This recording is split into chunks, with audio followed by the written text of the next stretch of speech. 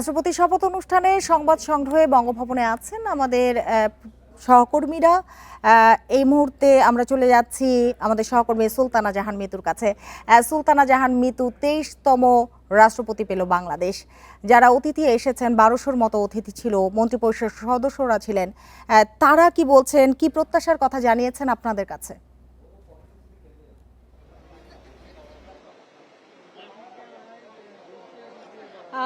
দেখুন, কিছুক্ষণ আগেই রাষ্ট্রপতির শপথ অনুষ্ঠান শেষ হয়েছে এবং সেই সাথে নবনির্বাচিত রাষ্ট্রপতি মন্ত্রী পরিষদের নতুন যুক্ত হওয়া সদস্যদেরও শপথ পড়ালেন, সেটি আমরা দেখলাম।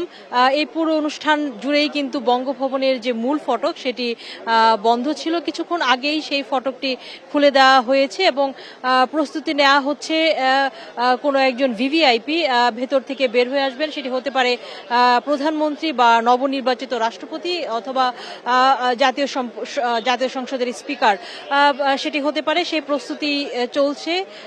এখানে একটি বিষয় যে অত্যন্ত ভাবগাম্ভীর্যপূর্ণ এবং আড়ম্বরপূর্ণ অনুষ্ঠানের মধ্য দিয়ে রাষ্ট্রপতি শপথ নিলেন, সেটি আমরা দেখলাম এবং সাক্ষী হলো পুরো বাংলাদেশ। এবং আপনি জানতে চেয়েছিলেন যে অতিথিরা আসলে কি বলছেন। অতিথিরাও কিন্তু আসলে তাদের প্রত্যাশার কথা জানিয়েছেন আমাদেরকে। যারা মূল ফটকে ঢোকার আগে গাড়ি থামিয়ে গণমাধ্যমের সাথে কথা বলেছেন, এমন দু একজন বলেছেন যে তারা প্রত্যাশা করছেন যে নবনির্বাচিত রাষ্ট্রপতি মহামান্য মির্জা ফখরুল ইসলাম আলমগীর তিনি তার সাংবিধানিক দায়িত্বের পাশাপাশি জনপ্রত্যাশার কথাও বিবেচনায় রাখবেন।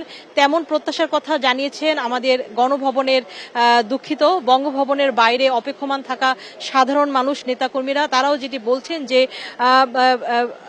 বিগত সময়ের রাষ্ট্রপতির তুলনায় বর্তমান রাষ্ট্রপতি মির্জা ফখরুল ইসলাম আলমগীরের প্রতি তাদের প্রত্যাশা অনেক বেশি। কেননা দীর্ঘ ৩৫ বছর পর প্রতিদ্বন্দ্বিতাপূর্ণ নির্বাচনের মধ্য দিয়ে তিনি রাষ্ট্রপতি নির্বাচিত হয়েছেন এবং তার যে বর্ণাঢ্য রাজনৈতিক ক্যারিয়ার সেটি অত্যন্ত আকর্ষণীয়, ঈর্ষণীয় এবং সর্বমহলের কাছে গ্রহণযোগ্য। শুধু জাতীয়তাবাদী দল, বাংলাদেশ জাতীয়তাবাদী দল বিএনপি নয়, তার বাইরেও সর্বমহলের কাছে মির্জা ফখরুল ইসলাম আলমগীর যে ব্যক্তিত্ব তিনি গ্রহণযোগ্য। তাই তারা প্রত্যাশা করছেন নবনির্বাচিত রাষ্ট্রপতি তার সাংবিধানিক দায়িত্বের পাশাপাশি জনগণের কথাও বিবেচনায় রাখবেন। তারা বলছেন যে তারা বাংলাদেশকে একটি স্থিতিশীল রাষ্ট্র হিসেবে দেখতে চান, তারা বাংলাদেশের উন্নয়ন চান এবং সব দিক থেকেই উন্নতি চান, সেই কথাটি তারা বলছিলেন।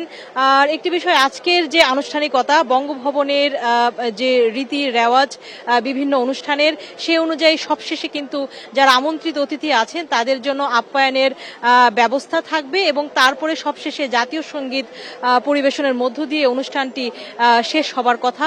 এখন পর্যন্ত কিন্তু আমরা দেখেছি মূলত মূল যে আনুষ্ঠানিকতা সেটি কিন্তু শেষ হয়ে গিয়েছে। এখন শুধুই যারা অতিথি আছেন তাদের আপ্যায়ন সহ কুশল বিনিময়, সে সকল আনুষ্ঠানিকতায় হবার কথা। যেহেতু আমি বঙ্গভবনের মূল ফটকের ঠিক বাইরেই আছি, অনুষ্ঠান সূচিতে আসলে যেটি বলা আছে সে অনুযায়ী আসলে বলছি এবং যেটি আসলে আমরা ভেতরের সূত্র থেকে জানতে পারছি। আরো একটি বিষয়, যারা এখানে আমন্ত্রিত অতিথি বর্গ আছেন সেখানে কয়েকশো অতিথি রয়েছেন। বিকাল থেকে আমরা দেখেছি রাষ্ট্রের অতীব গুরুত্বপূর্ণ ব্যক্তিরা বঙ্গভবনের মূল ফটক দিয়ে প্রবেশ করছেন এবং সেটি আসলে একটি দেখবার মতো দৃশ্য ছিল।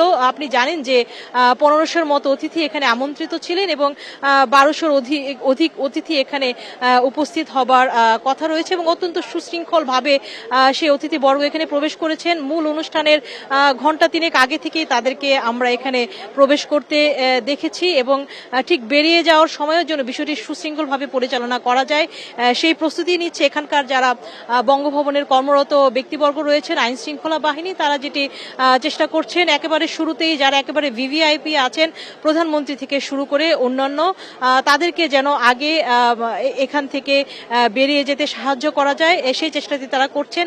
এছাড়া আপনি জানেন যে রাষ্ট্রপতির শপথ অনুষ্ঠানকে ঘিরে সারা দেশের যেমন আগ্রহ আছে তেমনি সাধারণ উৎসুক যে জনতা তারা এই ঐতিহাসিক যে শপথ অনুষ্ঠান নবনির্বাচিত রাষ্ট্রপতি মির্জা ফখরুল ইসলাম আলমগীরের সেটি সাক্ষী তারা হতে চেয়েছিলেন বঙ্গভবনের আশেপাশে অবস্থান করে। এছাড়া অনেকেই কিন্তু নজর রাখছেন সামাজিক যোগাযোগ মাধ্যমে এবং টেলিভিশনে, সেটি নিয়ে আসলে সকলেরই একটি কৌতূহল রয়েছে। সবকিছু মিলে কিন্তু বলা যায় বেশ সুচারুভাবেই সম্পন্ন হলো নবনির্বাচিত রাষ্ট্রপতির শপথ অনুষ্ঠান। এখন সেটি একেবারে সুন্দরভাবে শেষ হবার অপেক্ষায় গোটা বাংলাদেশ এবং এই যে রাষ্ট্রপতির শপথ অনুষ্ঠান সেটিকে ঘিরে বঙ্গভবনের আশেপাশে সহ ঢাকার বিভিন্ন যে গুরুত্বপূর্ণ সড়ক সেগুলোতে ডাইভারশন করা হয়েছিল, যদিও যাদের কাছে আমন্ত্রণ পত্র ছিল এই শপথ অনুষ্ঠানের তাদের ক্ষেত্রে কিছুটা শিথিল ছিল সেই ডাইভারশন, এবং সব মিলিয়ে যে বলা যায় যে বেশ ভালোভাবেই আমরা সম্পূর্ণ হতে দেখছি এই শপথ অনুষ্ঠান। একটি বিষয়, আজকে কিন্তু শুধু রাষ্ট্রপতির শপথ অনুষ্ঠান ছিল না, নবনির্বাচিত রাষ্ট্রপতি তিনি রাষ্ট্রপতি নির্বাচিত হয়েই কিন্তু তিনি যেটি করলেন আজই মন্ত্রিসভায় যুক্ত হওয়া নতুন সদস্যদের তিনি শপথ পড়ালেন। সবকিছু মিলিয়ে একটি উৎসব মুখর আনন্দঘন পরিবেশ বঙ্গভবনের ভেতরে ঐতিহাসিক দরবার হলে, এবং সেই আনন্দ এবং উৎসবের আমেজ কিন্তু বঙ্গভবনের ফটক পেরিয়ে একেবারে রাজপথ পর্যন্ত পৌঁছে গেছে। আমরা সেটি দেখছি। সুলতানা জাহান মিতু, আপনাকে অনেক ধন্যবাদ আমাদের সাথে যোগ দেওয়ার জন্য।